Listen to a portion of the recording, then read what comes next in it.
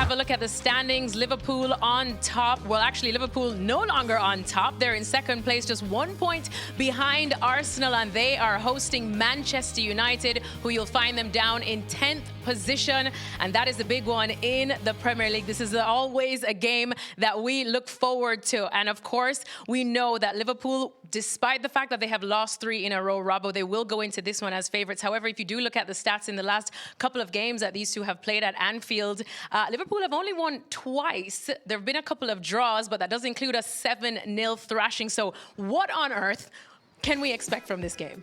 Well, we can't expect too much from Liverpool at the moment in terms of how they're performing, because they haven't performed very well all season. They're second in the table, a little bit luckily, because they've won games late on in matches, but they haven't played consistently well. The new players that have come into the side haven't played consistently well. Now is the time, after the international break, for some of those players to start performing, and they've got to start performing quickly and get the crowd on their side as well.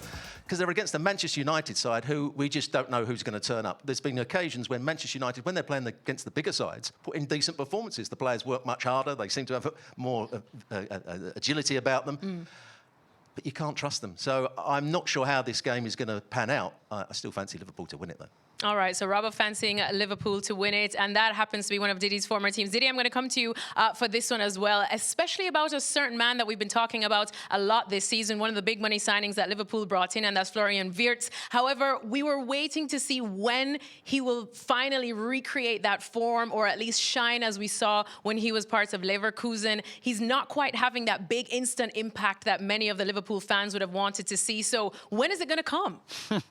Well, I hope soon. When he joined Liverpool, I said he's too good to fail. But it's been 9 or 10 games now, and I just wonder when the button drops, because it's been too long. He's not in an assist. He's not scored a goal. And what I don't like about Liverpool at the moment, I don't really see it getting better in the next 3 or 4 weeks, because there's not one thing where you put your finger on it and you said, well, if we change this, then I think we get the best out of the team. We get the best out of certain players. At the moment, he has to work really hard when they're tracking back, which is fine, but obviously that's not the reason he was brought to the club. And I think sometimes he loses a bit, or he misses a bit of concentration and maybe stamina when he's got the ball to make these dribblings or to make them decisions and play these killer balls to score goals. So it's been very disappointing so far, I've got to say. I think the way the team plays doesn't really help him, because they haven't really control over games. Last season they controlled games and they suffocated other teams with their possession, which makes it easier for a forward player, because the other teams get tired at some stage. The form of Salah probably doesn't help him either, because I think Salah is not the player he was 4 or 5 years ago. He found it hard to score goals from open play from Christmas onwards. So I think there's quite a few question marks. Kirk has been struggling. Konate has been struggling. So I think there's quite a few players who underperform at the moment, which leads to a team that's not being balanced, that finds it hard to control games. And as I said, I don't really see where the improvement's going to come from, and I admire Robbo's confidence in Liverpool, saying Liverpool's going to win. I think it's a tough game against on Sunday, and if you ask me now they're going to win, I say probably not. Just building on what you're saying about the balance there and how that's been missing from this Liverpool team, I think it's interesting how they bought so many players this summer who are used to being, right, well, I'm the main character here, except they don't have the room for all of these main characters right now. Once they'd got Ekitike, did they need to go and get Alexander Isak as well? Because as Didi, as I've heard him say before, having 2 #1 strikers, is that a great idea? Okay, so if you go to the point where they brought Ekitike in, then who were their forwards for the season? Do you remember them? Wow, you've got... Nunes was still there, probably? No, Nunes, I think Nunes had gone. Well, you got... Are you counting Salah? Yeah, count Salah. You count Salah. Gakpo. On top of that, not many bodies. And that was the point. That was the point. I think as they went into the Community Shield, for example, they had all the starters out. And would you include Szoboszlai? No, I wouldn't do that. They had all their starters out, all the new signings, and it looked great. But then as the game was progressing and they wanted to make substitutions, before you know it, you saw a really young bench. And at that time, they had 1 or 2 players come back from injury, for example. But they were light in that department, you know, for several reasons, as we know. So to go for Isak, is the fact that it's Isak and he's such a big name and such a big price tag? Or is it a case of they've brought somebody in who's going to help that forward line, because they didn't actually have the depth there at all?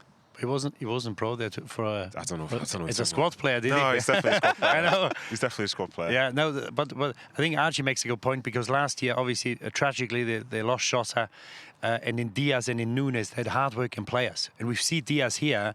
I don't think he's the most gifted player, but I think that's also a reason that Bayern Munich's doing so well, because he does a lot of the dirty work, a lot of the work nobody sees. Now, last year they had these players, and for all his faults Nunes had, he would always, when he did play, always create space, always occupy 2 or 3 defenders. Now, as you say, now they've brought these guys in. They want to play. They want to play with the ball. They've been the top players in their clubs. They come here to play. But obviously somebody has to do the work. And at the moment, it doesn't seem to happen, because they've got too many players who want to shine, but they don't get the balls to shine because the team is not balanced and they don't have control of games. You know, you're saying that Wirtz, you were saying earlier that Wirtz probably only got 4 or 5 games and he might then be left out the side if he doesn't start to perform. Is there a chance that you could play Ekitike and Isak up front as a pair and no number 10? Because when Ekitike was at Frankfurt and he was playing with Marmoush, that was when he was at his best, and they played a front 2, and those 2 players are outstanding, both with their pace, their ability to find space, their movement in behind. Is there a thought that you could play with 2 up front and leave Wirtz out the side? Well, I think Slot has to do something at some stage. Obviously, the problem with Isak is that he joined the club a few weeks ago, and he wasn't fit because he was on strike. He didn't train, and we've seen him now. He he lasts 20 minutes, half an hour. He played for Sweden, hasn't really made an impact. And I think at some stage there might be an option for Slot to play with 2 up front. And Wirtz, at some stage, he's got to try to influence games going forward, because this is the reason he was brought in. And when I see him play, my big worry about him is some of the games I've seen where he get pushed off the ball, where I hope not, but where I think, has he lost confidence? Because obviously his confidence is low at the moment, which is normal. But has he lost confidence that he can make it in the Premier League? Because once that happens, I think there's probably no way back. And obviously we're not at that stage yet. There's only 10 games. But he's cost a lot of money. Expectations have been high. Yes, I understand that. But at some stage, he's got to influence games going forward. And I think, as you rightly said, from now to the next break for the international games, mid-November, I think we've got to see something. Yeah. I was just going to ask Nedum what he thought in terms of who will come out on top. I don't think United, for as much as they've drawn a couple of games recently, they've not won there, I think, in maybe 10 years. And Alexis is desperate for me to say United. Actually, no, maybe not, because maybe she'll think I'm being a jinx. So I'm not going to say anything like that. But what I would say, from the other perspective here, we're talking about Liverpool and some of the frailties that they've shown this season. Well, when you're an opposition player, you see those frailties and you start to believe. For every week and every game whereby they're showing something, whether it's really poor in transition, somebody like a Wirtz, for example, as Didi said, at times he's being pushed over. Do you not think the manager's going to say to this player, listen, if you're near him, make it as physical as possible. If you're defending, just look, how many bodies have they committed forward? This person's lacking confidence. Go and try and do this. Go and try and do that. So I think, weirdly, United are in a really good position, having won their previous game and going to Anfield knowing that all the pressure's on Liverpool, because if it goes wrong, 4 defeats in a row, couldn't say when that last happened.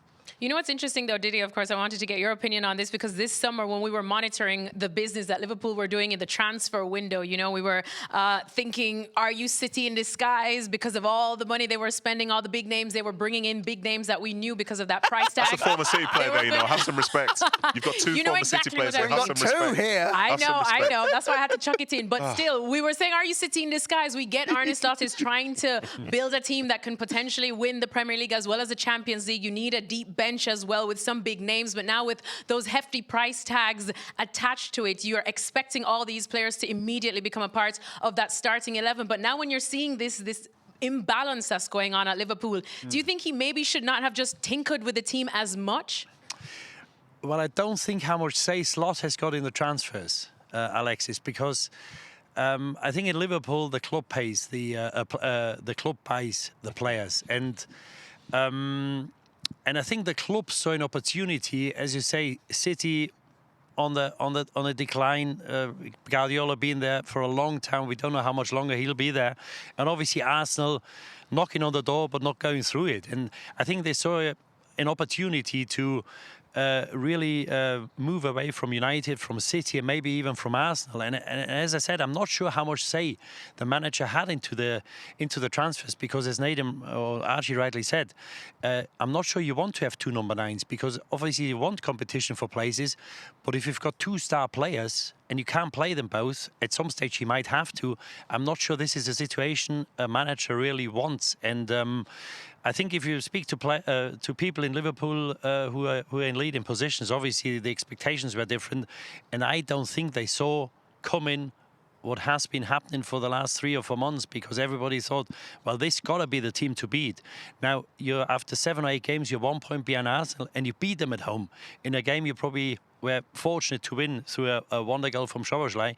So I think things have to happen and change quickly at Liverpool. I'm not sure they will, but I think the manager is really under pressure for the first time. It was all well last season. It's easy to give interviews and press conference when you win. And he's been a bit thin-skinned, because a couple of times he was going on about refereeing decisions in the Champions League. He said if we had this referee this week, we would have won the game.